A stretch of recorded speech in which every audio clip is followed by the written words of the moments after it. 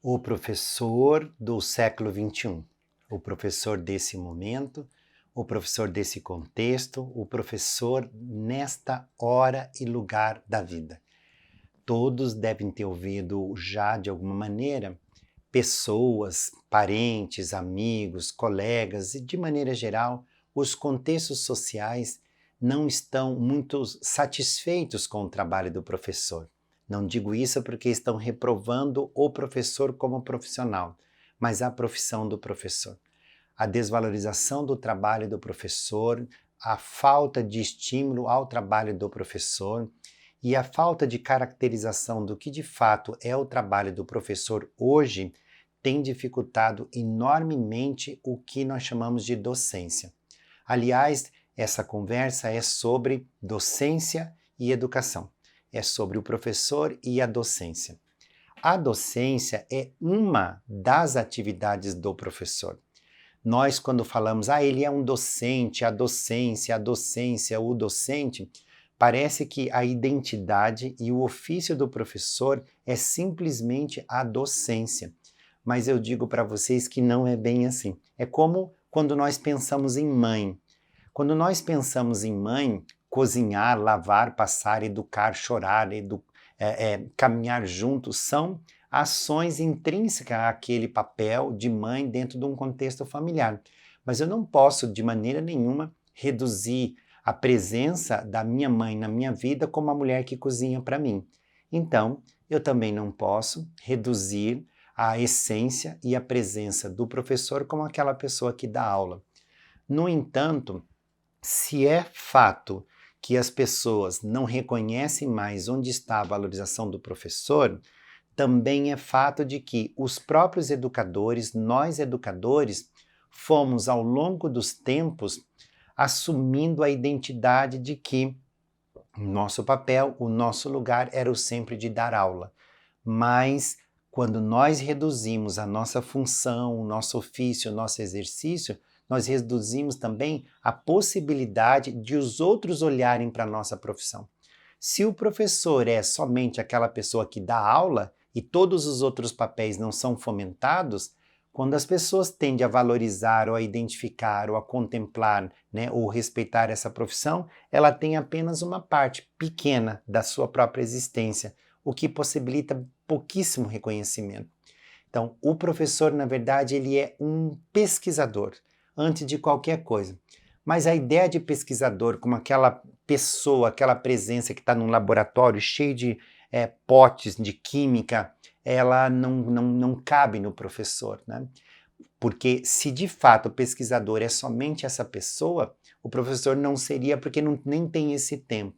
Mas o professor, ao investigar a condição humana, ao tentar compreender mecanismos de aprendizagem, ao fuçar, misturar e ao esperançar a descoberta de caminhos que possibilitam rotas de aprendizagem, ele está sendo um pesquisador. Então, se nós fomentássemos esse papel do professor como pesquisador, o pai, quando vem à escola trazer um filho com muita dificuldade de aprendizagem, ele poderia pensar: meu filho tem dificuldade de aprendizagem, de comportamento, de relacionamento, mas na minha frente tem um pesquisador cheio de vontade de entrar, esmiuçar, fuçar, buscar, pesquisar até descobrir quais são as vias de acesso. Aumentaria a valorização e o reconhecimento do professor.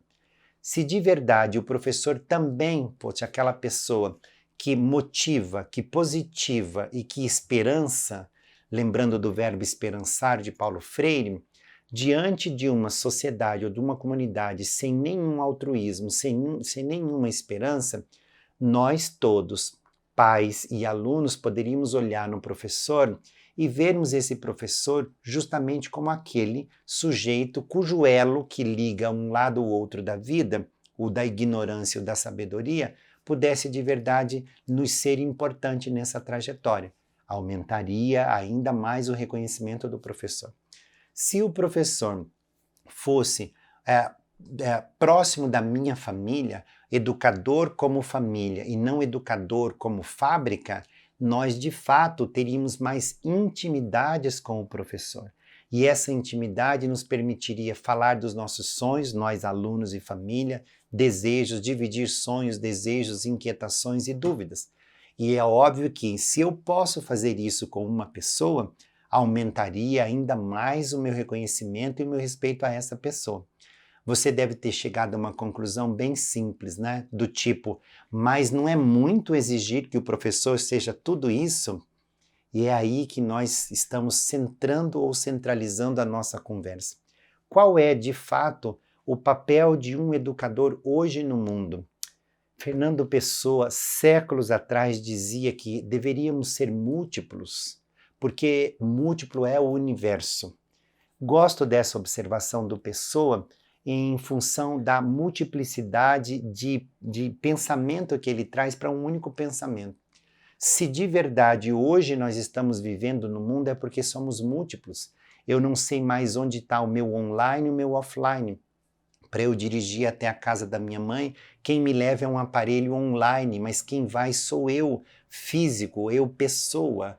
Eu, para pagar as contas, uso internet, para eu falar com os meus amigos, uso internet, mas também me sento com os amigos. Então eu sou múltiplo nas minhas funções, nas minhas experiências de vida. Assim também são os meus filhos, assim são os meus netos, assim são os meus amigos.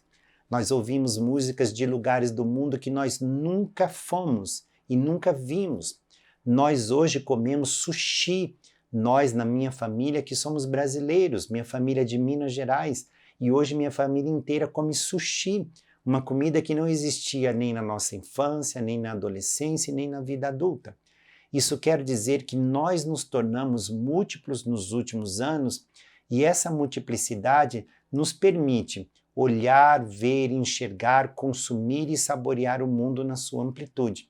Por que é que só o professor não consegue aceitar a ideia da multiplicidade?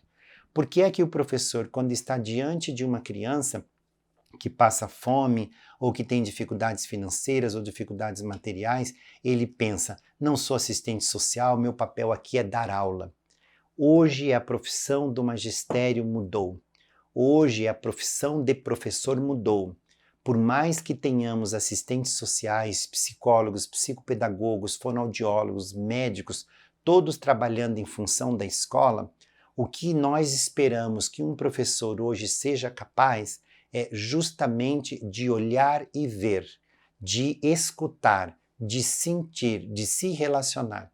De fato, às vezes eu chego até a pensar que o professor é aquele sujeito cujo conhecimento dele deve ser do tamanho do mar, não importando a profundidade desse mar, se de um dedo ou um espelho d'água. Mas essa amplitude, parecida com o mar, possibilita que nós, professores, possamos ver verdadeiramente aquilo que está diante de nós.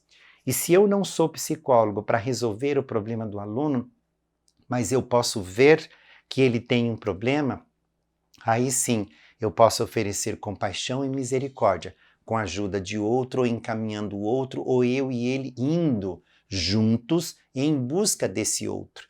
Então, a grande mudança do papel do professor é que, de fato, hoje você pega um professor e ele é especializado em uma única área, assim como o médico.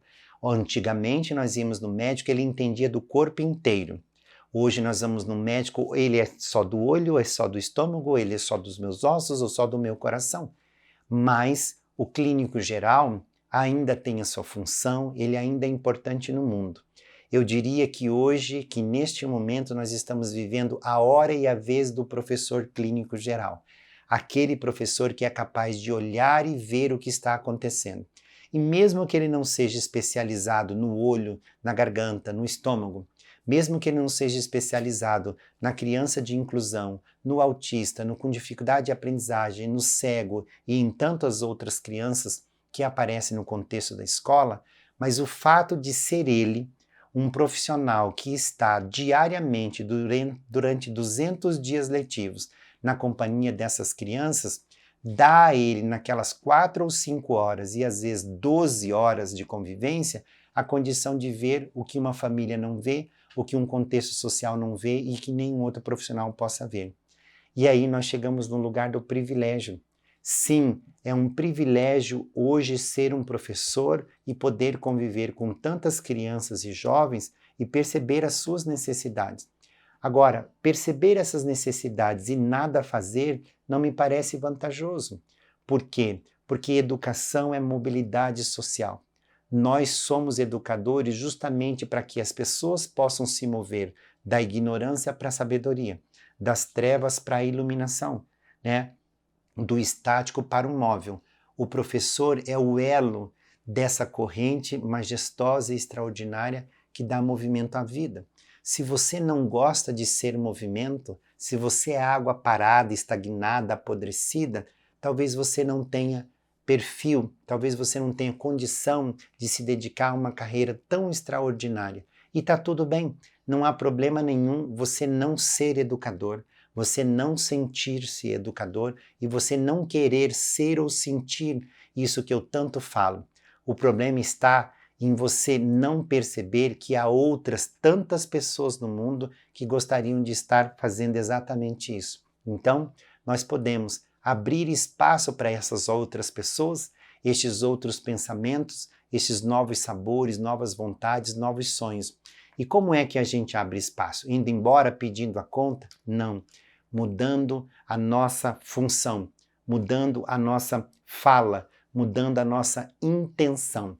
Cada vez que você tiver que prejudicar o mundo do magistério, da escola, dos professores, tecendo comentários negativos sobre o salário, a profissão e tudo que se envolve nela, pense, diante de você pode ter uma pessoa que sonha fazer o que você hoje está querendo ficar muito distante. E nós não temos o direito de destruir sonho de ninguém. Se não é para colaborar, por que vamos destruir? Se não é para motivar, que vamos ganhar destruindo e negativando aquilo que para algumas pessoas podem ser muito importante. Não está errado você não gostar e não querer estar na escola. O que está errado é você querer impor em todo mundo o ódio e o distanciamento que você tem da escola. Lembre-se, existem pessoas como eu e tantos outros Brasil afora que amam e que estão na escola há mais de 3 décadas tentando fazer por ela aquilo que ela ainda não fez por todos. Não esqueça, educar é um ato de persistir com delicadeza.